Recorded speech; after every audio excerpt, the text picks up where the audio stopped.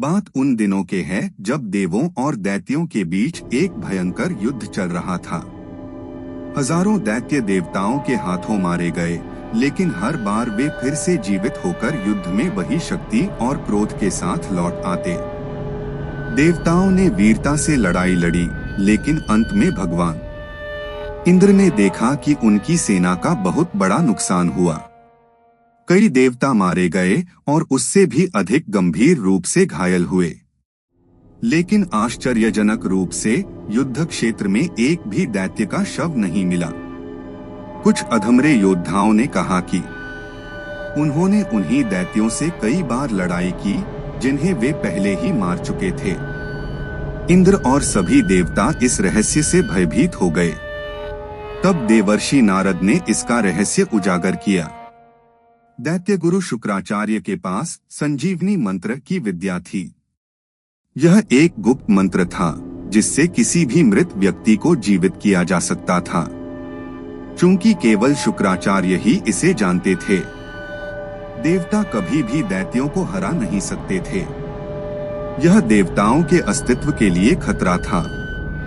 इसका एकमात्र समाधान था शुक्राचार्य से संजीवनी विद्या को चुराना। भगवान इंद्र और उनके विश्वसनीय सहयोगियों ने एक गुप्त योजना बनाई। उन्होंने गुरु बृहस्पति के पुत्र कच्छ को इस कार्य के लिए चुना। कच्छ, जो अत्यंत सुंदर, तेजस्वी और प्रभावशाली व्यक्तित्व के धनी थे, शुक्राचार्य के पास गए और शिष्य बनने का प्रस्ताव रखा। शुक्राचार्य ने संदेह किया, लेकिन अपनी बेटी देवयानी के आग्रह पर कच्छ को शिष्य के रूप में स्वीकार कर लिया। लेकिन दैत्य इस बात से खुश नहीं थे।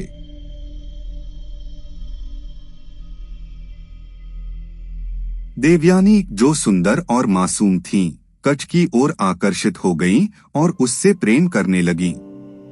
उसी रात दैत्यों ने उसे अगवा कर लिया, बेरहमी से मार डाला, उसके शरीर को टुकड़ों में काट दिया और अलग अलग दिशाओं में फेंक दिया। दिन बीत गए और देवयानी की कच्छ से मुलाकात नहीं हुई। तब उसे चिंता होने लगी। उसने सभी से पूछा और उन्होंने उसे बताया कि वह एक धोखेबाज था। उसे यह भी पता चला कि दैत्यों ने उसके साथ क्या किया।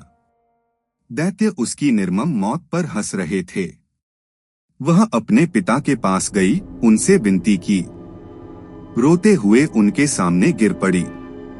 उसके पिता ने मना कर दिया और उसे समझाया कि वह उसे भूल जाए, लेकिन वह उससे गहरे प्यार में थी। उसने भोजन छोड़ दिया और तब तक एक मूर्ति की तरह हो गई जब तक वह जीवित नहीं हो गया। अपनी बेटी के प्रति अपने प्रेम के कारण गुरु शुक्राचार्य ने उसके शरीर के हिस्सों को इकट्ठा करने का आदेश दिया। शरीर के टुकड़ों पर पानी डालते हुए और कुछ गुप्त मंत्रों का उच्चारण करते हुए गुरु शुक्राचार्य ने उसे फिर से जीवन दे दिया। उसे जीवित देखकर देवयानी ने राहत महसूस की और सुरक्षित हो गई। अब पूरी दैत्य सेना को राजकुमार के बारे में पता चल गया। हर कोई बहुत गुस्से में था और उसे जल्द से जल्द मारने के लिए बेताब था। इस पूरी स्थिति में कच्छ के लिए गुरु से वह मंत्र सीखना असंभव था।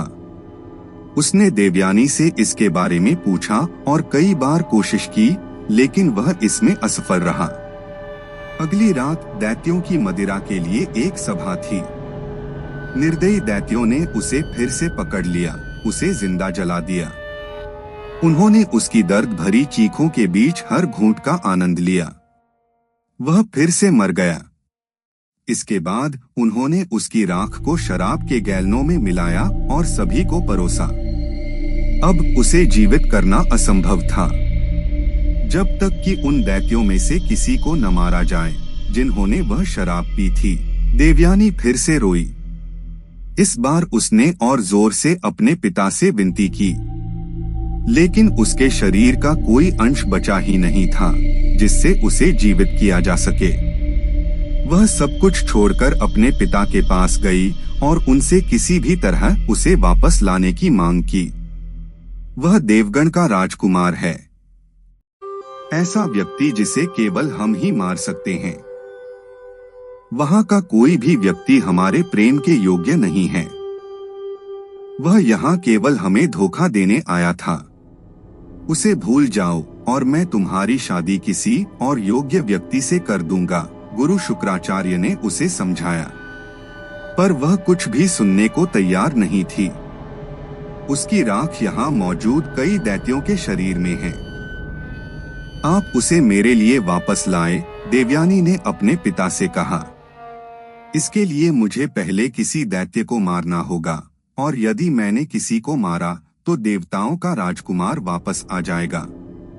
फिर वे सब कुछ नष्ट कर देंगे और मुझे भी मार डालेंगे। मैं उसे अब जीवित नहीं कर सकता, शुक्राचार्य ने उसे समझाया। आप दैत्यों के मुखिया हैं और आपने भी वही मदिरा पी है। इसका मतलब है कि वह आपकी देह के अंदर भी है। यदि आप फिर भी उसे वापस नहीं ला सकते तो आपको मुझे मारना होगा। उसके बिना मैं यहाँ क्या करूंगी? मुझे मार दीजिए, देवयानी ने कहा। वह आग की झील के सामने खड़ी हो गई। गुरु शुक्राचार्य असहाय हो गए। गुरु शुक्रा उसे अपने गुप्त कक्ष में ले गए, उसे मंत्र सिखा दिया। अब उसे अपने पिता को मारकर राजकुमार को वापस लाना था। उसके बाद उसे अपने पिता को भी पुनर्जीवित करना था, पानी डालकर और वही मंत्र उच्चारित करके। उन्होंने उसे सब कुछ समझाया और खुद एक पत्थर पर लेट गए। आग से डरते हुए देवयानी ने वो शब्द दोहराए, और यह क्या उसके पिता का शरीर विस्फोट कर गया और कच बिल्कुल सही सलामत जीवित हो गए। अपने पिता के लिए देवयानी की आंखों से आंसू बहने लगे। अब कच ने उसे उसके मृत पिता की याद दिलाते हुए मंत्र दोहराने को कहा। मासूम देवयानी ने उसके सामने वही शब्द दोहरा दिए और उसने संजीवनी मंत्र सीख लिया। उसके पिता फिर से जीवित हो गए, लेकिन अब देवयानी अकेली उस गुप्त कक्ष में खड़ी थी। अरे वह कहाँ चला गया? वह चला गया अपनी योजना पूरी करके। उसके पिता स्तब्ध रह गए, खुद को और अपनी बेटी को कोसने लगे। वह मासूम और शर्मीली लड़की देवयानी, जिसने एक जासूस से सच्चा प्यार किया, बुरी तरह टूट चुकी थी। उसने उसके प्रेम और भावनाओं का उपयोग केवल मंत्र सीखने के लिए किया था। अब देवता आसानी से हमें हरा देंगे, अपने मृतकों को जीवित करके। दैत्य गुरु शुक्राचार्य ने एक बड़ी भूल की और उनकी बेटी ने भी। देवयानी का दिल टूट गया और वह गहरे दर्द में डूब गई। अपनी दैत्य शक्ति का उपयोग करते हुए देवयानी ने अपनी माया का स्वरूप कच के सामने प्रकट किया और उसके पापों के लिए उसे शाप दिया। तुमने मेरी मासूमियत का उपयोग केवल अपने लाभ के लिए किया। तुमने एक लड़की के सच्चे प्रेम का अपमान किया। अपनी सारी शक्तियों के साथ मैं तुम्हें शाप देती हूँ कि जो भी तुमने उस कक्ष में सीखा है, उसे तुम कभी याद नहीं रख पाओगे। शाप देने के बाद देवयानी अदृश्य हो गई। अचानक कच को कुछ भी याद नहीं रहा और उनका लक्ष्य हमेशा के लिए एक सपना बनकर रह गया। कच अपनी हार को स्वीकार नहीं कर सका। उसने भी गुस्से में देवयानी को शाप दिया। तुम्हारे जीवन में तुम कभी भी वह नहीं पा सकोगी जिसकी तुमने कामना की है। अब देवताओं ने भगवान शिव की पूजा की और अपने प्राणों की रक्षा के लिए उनसे प्रार्थना की। फिर भगवान शिव की सलाह पर भगवान विष्णु ने उन्हें अमृत का एक कुंड उपहार में दिया, जिससे वे हमेशा के लिए अमर हो गए।